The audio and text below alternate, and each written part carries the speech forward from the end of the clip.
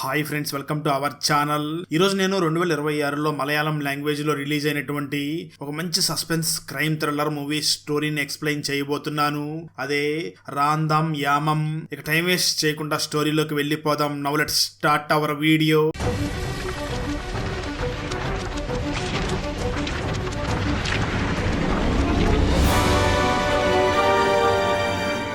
Video start చేసే ముందు మన ఛానల్లో లాస్ట్ వీడియోకి వచ్చిన బెస్ట్ కామెంట్ ఏమిటో చూద్దాం. అండ్ ఈ కామెంట్ నేను పర్సనల్ గా సెలెక్ట్ చేసింది అయితే కాదు, సాఫ్ట్వేర్ ఆటోమేటిక్ గా ఈ వీడియోని లైక్ చేసి కామెంట్ చేసిన బెస్ట్ కామెంట్ ని ర్యాండమ్ గా సెలెక్ట్ చేస్తుంది. So keep commenting. నెక్స్ట్ మీ కామెంటే సెలెక్ట్ అయ్యే ఛాన్స్ ఉంది. And thanks for commenting. Now let's start our video. Open చేస్తే మూవీ స్టార్టింగ్ లోనే 1980 కాలంలో కేరళలో ఉన్న అడవి ప్రాంతంలో ఉన్నటువంటి ఒక గ్రామాన్ని చూపిస్తారు. ఆ గ్రామంలో తిరుపతి అనే ఒక స్వామి ఉంటాడు. అతన్ని ఆ గ్రామంలో అందరూ కూడా ఒక దేవుళ్లాగా భావిస్తూ ఉంటారు. ఈ తిరుపతి ఇంట్లోనే వారాహి అమ్మవారి విగ్రహాన్ని పెట్టుకుని అక్కడ పూజలు చేస్తూ ఉండడంతో ఆ వారాహి అమ్మవారు ఉన్నటువంటి ఆ తిరుపతి ఉన్నటువంటి ఇంటిని ద్వారకా మఠం అని అందరూ కూడా పిలుస్తూ ఉంటారు. గ్రామంలో తిరుపతి స్వామీజీని చూస్తే అందరూ కూడా చాలా మర్యాదిస్తూ అతన్ని చాలా గౌరవంగా చూసుకుంటూ ఉంటారు. అదేవిధంగా అతని మాటల్ని తూచా తప్పకుండా పాటిస్తూ ఉంటారు. కచ్చిస్తే ఒకరోజు ఆ గ్రామంలో ఉన్నటువంటి గంధర్వ అనే గుడి దగ్గర అందరూ కూడా అక్కడికి వచ్చి జాతర చేస్తూ ఉంటారు. సరిగ్గా అదే సమయంలో తిరుపతికి తన వైఫ్ పురుటి నొప్పులతో బాధపడుతుంది అని తెలిసి తిరుపతి వెంటనే తన ఇంటి దగ్గరికి వచ్చి టెన్షన్ లో తిరుగుతూ ఉంటాడు. కొంతసేపటి తర్వాత తిరుపతి దగ్గరికి మందరసాని వచ్చి నీకు కొడుకు పుట్టాడు, మరొక కొడుకు కూడా పుట్టబోతున్నాడు అని మొదట పుట్టినటువంటి కొడుకు ఏ సమయంలో పుట్టాడో ఆ సమయం చెప్పి వెళ్లిపోతుంది. దాంతో తన కొడుకు ఏ టైంలో పుట్టాడు అని తిరుపతి అంతా కూడా చెక్ చేసుకుంటూ ఉంటాడు. కొంతసేపటి తర్వాత మందరసాని మళ్ళీ ఆ తిరుపతి దగ్గరికి వచ్చి నీకు రెండవ కొడుకు కూడా పుట్టాడు అని రెండవ కొడుకు పుట్టినటువంటి సమయాన్ని కూడా చెప్తుంది. దాని గురించి చెక్ చేసినటువంటి తిరుపతి నా రెండవ కొడుకు చెడు సమయంలో పుట్టాడు, వీడి జాతకం ప్రకారం వీడి పెద్దవాడైన తర్వాత ఊరికే చెడ్డ పేరు తీసుకుని వస్తాడు, ఊరి నాశనానికి తన చిన్న కొడుకే కారణం అవుతాడు అని తెలుసుకున్నటువంటి తిరుపతి వెంటనే తన చిన్న కొడుకుని చంపేయాలి అనుకుని వెంటనే ఒక చిన్న విషం బాటిల్ తీసుకువచ్చి ఆ మంత్రసానికి ఇచ్చి నేను నా చిన్న కొడుకుని చంపాలనుకుంటున్నాను అని, ఎందుకు తన చిన్న కొడుకుని చంపాలనుకుంటున్నాడు అదంతా కూడా మంత్రసానికి వివరించి ప్లీజ్ నేను నా చేతులతో ఈ పని చేయలేను, మీరే ఈ పని చెయ్యండి, ఈ విషయం తీసుకుని వెళ్లి నా చిన్న కొడుకుని చంపేయండి అని ఆ మంత్రసానికి తన దగ్గర ఉన్నటువంటి బంగారం గొలుసిస్తాడు. దాంతో ఆ పని చేయడం ఇష్టం లేనటువంటి మంత్రసాని చాలా భయపడుతూ ఆ తిరుపతి కొడుకుల దగ్గరికి వెళ్తుంది. కానీ ఆ పిల్లల దగ్గరికి వెళ్ళినటువంటి ఆ మంత్రసానికి ఎవరు ముందు పుట్టారో ఎవరు తర్వాత పుట్టారో తెలియకుండా చాలా కన్ఫ్యూజ్ అవుతూ ఉంటుంది.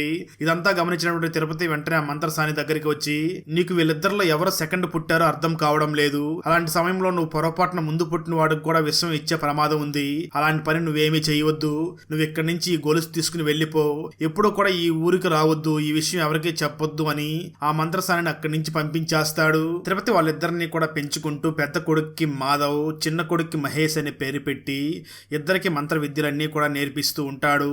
అయితే మాధవ్ అన్ని విద్యల్ని కూడా చాలా శ్రద్ధగా నేర్చుకుంటూ ఉంటాడు. కానీ చిన్నవాడైనటువంటి మహేష్ మాత్రం ఆ విద్యలు ఏమీ కూడా సరిగ్గా పట్టించుకోకుండా తిరుగుతూ ఉంటాడు.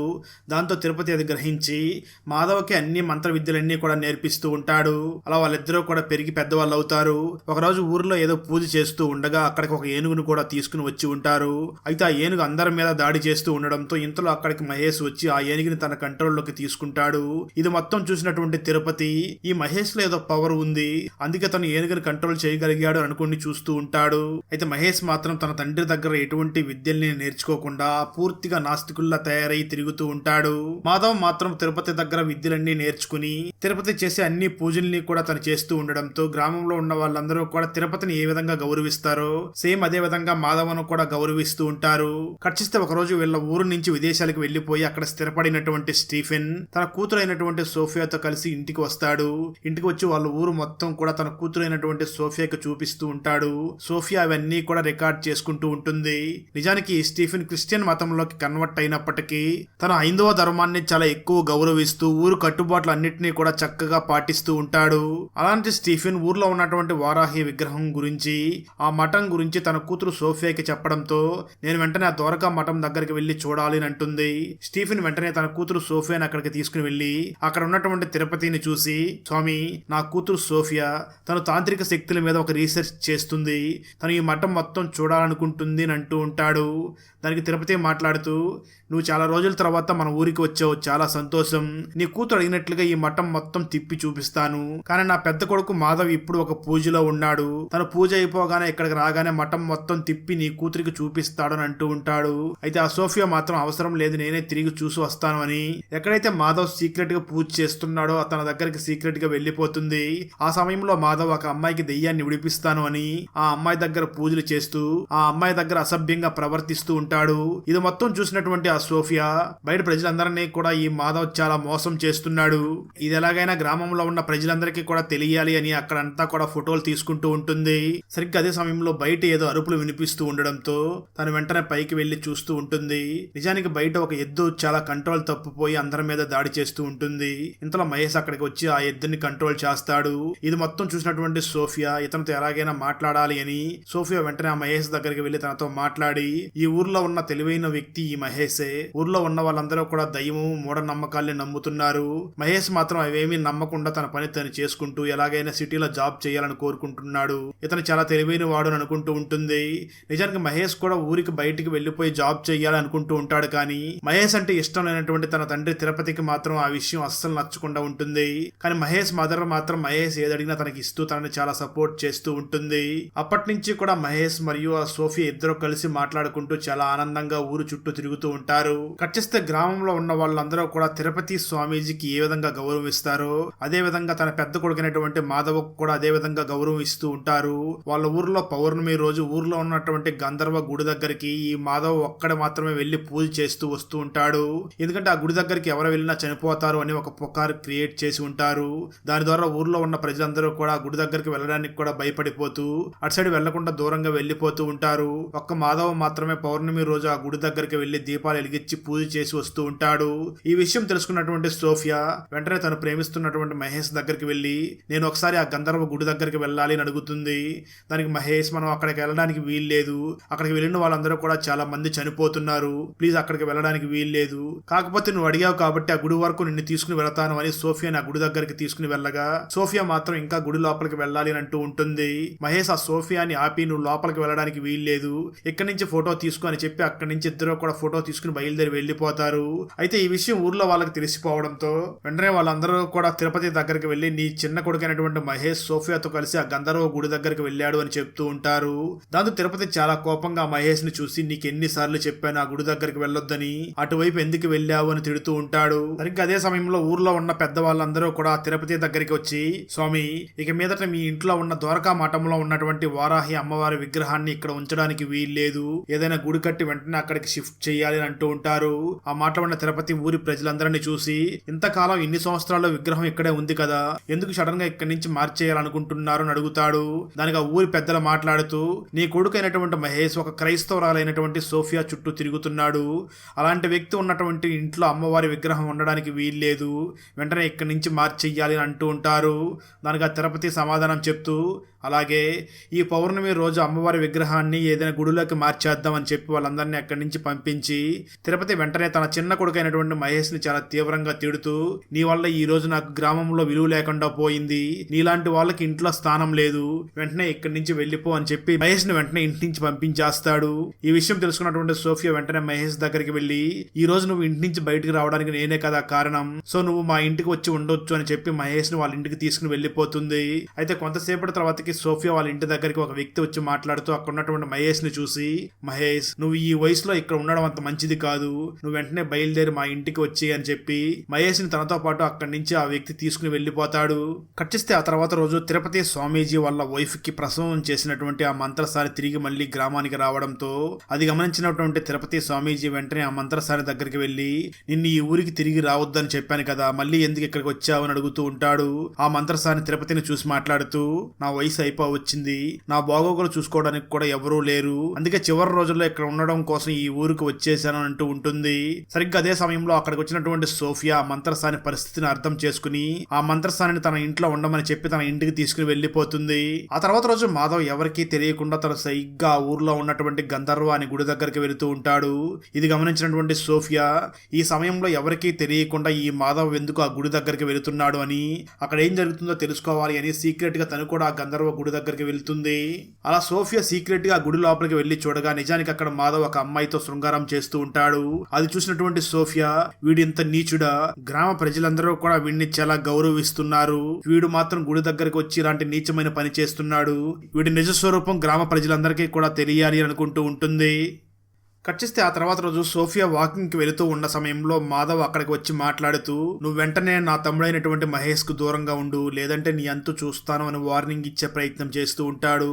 అయితే ఆ సోఫియా మాత్రం మాధవ్ను చూసి కొంచెం కూడా భయపడకుండా, నీ వేషాలన్నీ నాకు బాగా తెలుసు, గ్రామ ప్రజలు నిన్ను అనవసరంగా ఎక్కువ రెస్పెక్ట్ ఇచ్చి చూస్తున్నారు, కానీ నువ్వు గుడిలో ఏం చేసావో, ఎంతమంది అమ్మాయిల జీవితాన్ని నాశనం చేసావో మొత్తం కూడా నాకు తెలుసు, ఇవన్నీ సాక్ష్యాలతో సహా గ్రామ ప్రజలందరికీ కూడా తెలిసేలాగా చేస్తాను అని చెప్పి తను అక్కడి నుంచి వెళ్లిపోతుంది.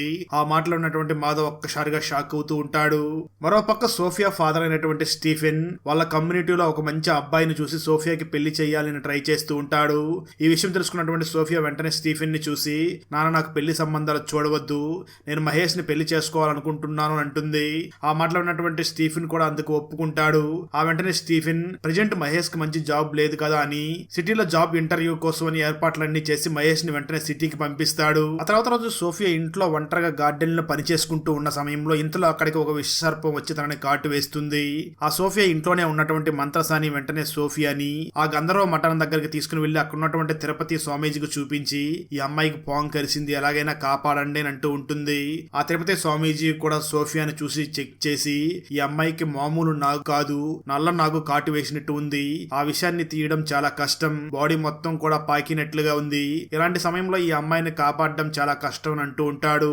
సరిగ్గా అదే సమయంలో మాధవ్ అక్కడికి వచ్చి తన తండ్రి అయినటువంటి తిరుపతిని చూసి, ఖచ్చితంగా నేను ఈ అమ్మాయిని ఎలాగైనా కాపాడుతాను అని చెప్పి, తన ఫాదర్ వద్దు ఇది చాలా ప్రమాదం అని చెప్తున్నప్పటికీ మాధవ్ కొంచెం కూడా పట్టించుకోకుండా సోఫియాని తన పూజా గదిలోకి తీసుకుని వెళ్లి, ఎక్కడైతే సోఫియాకి పాము కరిసిందో అక్కడి నుంచి నోటి ద్వారా విషం మొత్తం బయటికి లాగేసి ఒక చెట్టు పొసరిని కూడా అక్కడికి పోస్తూ ఉంటాడు.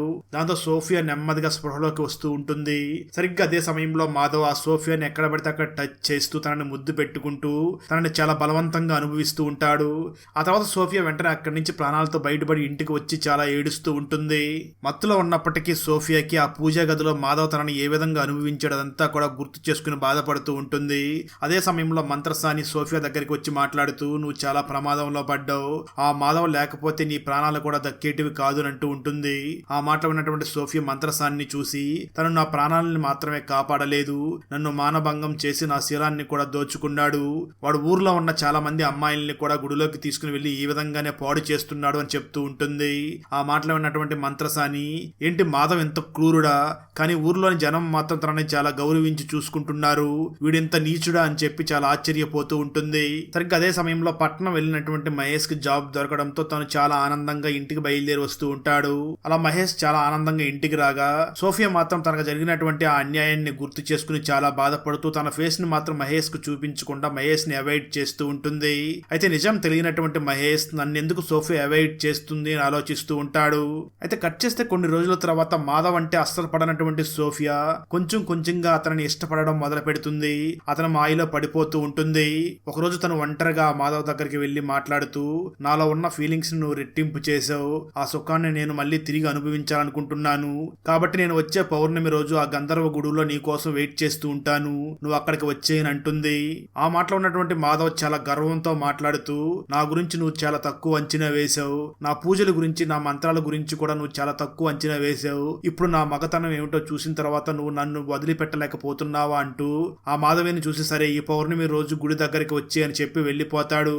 మరోపక్క సోఫియా ఆ మాధవ్ వెంట పడుతూ ఉండడం గమనించినటువంటి ఆ మంత్రసాని సోఫియాని చూసి మాట్లాడుతూ, నీకు ఆ మాధవ్ గురించి పూర్తిగా తెలుసు, ఇంతమంది జీవితాన్ని నాశనం చేసినటువంటి ఆ మాధవ్ చుట్టూ నువ్వెందుకు తిరుగుతున్నావు అని అంటూ ఉంటుంది. అయినప్పటికీ సోఫియా మాత్రం ఆ మంత్రసాని మాటలు కూడా వినకుండా మాధవ్ వెంట తిరుగుతూ తన మాయలో పడిపోయి తిరుగుతూ ఉంటుంది. దాంతో మంత్రసాని ఈ విషయం వెంటనే ఆ మాధవ్ వాళ్ళ అమ్మకి చెప్పాలి అని జరిగిందంతా మాధవ్ వాళ్ళ అమ్మ దగ్గరికి వెళ్లి చెప్పగా, మాధవ్ వాళ్ళ అమ్మ మాధవ్ గురించి అసలు ఏం చెప్పినా నమ్మకుండా ఉంటుంది. దాంతో మంత్రసాని వెంటనే మాధవ్ వాళ్ళ అమ్మను చూసి, నీకు ప్రసవం అయినప్పుడు నీ పెద్ద కొడుకు మంచి జాతకంలో పుట్టాడు, చిన్న కొడుకు చెడు జాతకంలో పుట్టాడు, అందుకే నీ హస్బెండ్ చిన్న కొడుకుని చంపేయమని చెప్పి నాకు బంగార హారం కూడా ఇచ్చాడు, కానీ అప్పుడు ఆ పని చేయలేకపోయాం, కానీ ఇప్పుడు నీ పెద్ద కొడుకే ఇక్కడ చాలా క్రూరంగా తయారై ఉన్నాడు, జాగ్రత్తగా చూసుకొని చెప్పి అక్కడి నుంచి వెళ్లిపోతుంది. దాంతో మాధవ్ మాధవ్ వాళ్ళ మదర్ వెంటనే తిరుపతి దగ్గరికి వెళ్లి ఇదంతా అడిగి నిలదీయగా తిరుపతి ఏమీ సమాధానం చెప్పకుండా నిలబడి ఉండిపోతాడు. చేస్తే పౌర్ణమి రోజు రావడంతో ద్వారకా మఠంలో ఉన్నటువంటి వారాహి అమ్మవారి విగ్రహాన్ని వేరే చోటుకి షిఫ్ట్ చేయడానికి ఏర్పాట్లు చేస్తూ అక్కడ ఒక పెద్ద జాతరలాగా చేస్తూ ఉంటారు. మరోపక్క గంధర్వ గుడిలోకి మన సోఫియా వెళ్లి నీట్ గా రెడీ అయ్యి అక్కడ మాధవ్ కోసం వెయిట్ చేస్తూ ఉంటుంది. కొంతసేపటి తర్వాత మాధవ్ అక్కడికి రావడంతో ఇద్దరు మత్తులో రొమాన్స్ చేస్తూ ఉంటారు. సరిగ్గా కొంతసేపటి తర్వాత సోఫియా తను తెచ్చుకున్నటువంటి కారాన్ని ఆ మాధవ్ కళ్ళల్లో కొట్టి తనతో ఫైట్ చేయడం మొదలు పెడుతుంది. అప్పుడే మనకు ఈ మాధవ్ మీద పగ తీర్చుకోవడం కోసమే సోఫియా అలా చేస్తుంది అని క్లియర్ గా అర్థమవుతుంది. ఆ తర్వాత సోఫియా ఒక భద్రకాళి అవతారం లాగా ఎత్తి ఆ మాధవ్ ని చాలా తీవ్రంగా కొడుతూ నువ్వు ఎంతమంది అమ్మాయిల్ని జీవితాన్ని నాశనం చేసావో నాకు తెలుసు అని చెప్పి ఆ మాధవ్ని కొడుతూ ఆ కొండ మీద నుంచి కిందకి తోసేస్తుంది.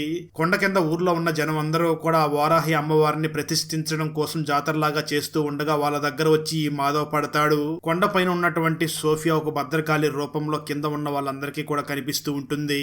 సోఫియా ఈ గ్రామ ప్రజలందరికీ కూడా మాధవ్ ఎలాంటి వాడు అని చాలా గట్టిగా అరిచి చెప్తూ ఉంటుంది. ఇది మొత్తం తెలుసుకున్నటువంటి తిరుపతి నా పెద్ద కొడుకు ఇలాంటి దుర్మార్గుడా అని చాలా బాధపడుతూ ఉంటాడు. కొంతసేపటికి మాధవ్ తన తండ్రి అయినటువంటి తిరుపతి ఒడిలోనే చనిపోవడం జరుగుతుంది. అప్పుడు సోఫియా ఈ మాధవ్ చేతిలో అత్తి గాబడైనటువంటి అమ్మాయిలందరికీ ఇప్పుడు ఆత్మశాంతి ఉంటుంది అని కంట్రోల్ అవుతూ ఉంటుంది. ఊరి జనం అందరూ కూడా సోఫియా దగ్గరికి వెళ్లి తనను ఓదార్చుతూ ఉంటారు. అక్కడతో ఈ మూవీ అయిపోతుంది. మనిషి బ్రతికి ఉండగానే తన ఆత్మ దెయ్యం లాగా ఆ రూమ్ లో ఎందుకు ఉంది? అన్న తన సొంత తమ్ముణ్ణి ఎందుకు షూట్ చేసి చంపాడు? ఒక ఆత్మ మనిషిని ప్రేమిస్తే ఏమయ్యింది? ఆ ఆత్మ మనిషికి ఎలా సహాయం చేసింది? ఎందుకు అతను అన్ని ఆత్మల్ని తన ఇంట్లో పెట్టుకుని ఉన్నాడు? కేకే ఎందుకు తను ప్రేమించినటువంటి ఆ అమ్మాయిని తనే షూట్ చేసి చంపేశాడు? ఒక పాడుపడిపోయిన బంగ్లా కావాలి అని ఆ కేకే ఎందుకు ఎంత ఖర్చు పెట్టడానికైనా సిద్ధపడుతున్నాడు? అసలు ఆ బంగ్లాలో ఏముంది? ఈ ప్రశ్నలన్నిటికీ సమాధానం తెలియాలి అంటే 2025లో పంజాబీ లాంగ్వేజ్ లో రిలీజ్ అయినటువంటి సర్దార్జీ 3 మూవీని చూడాల్సిందే. ఈ పంజాబీ ఫుల్ మూవీ స్టోరీని తెలుగులో వినాలి అనుకుంటే ఈ వీడియో డిస్క్రిప్షన్ లో ఉన్న లింక్ ని క్లిక్ చేసి చూడండి. Thanks for watching. Friends, video నచ్చినట్లయితే లైక్ చేసి ఒక చిన్న కామెంట్ చేస్తే మాకు నెక్స్ట్ వీడియో చేయడానికి ఎంకరేజింగ్ గా ఉంటుంది. అలాగే ఛానల్ ని సబ్స్క్రైబ్ చేసి పక్కనే ఉన్న బెల్ ఐకాన్ ని క్లిక్ చేసి సపోర్ట్ చేయండి. Thanks for watching. జై హింద్.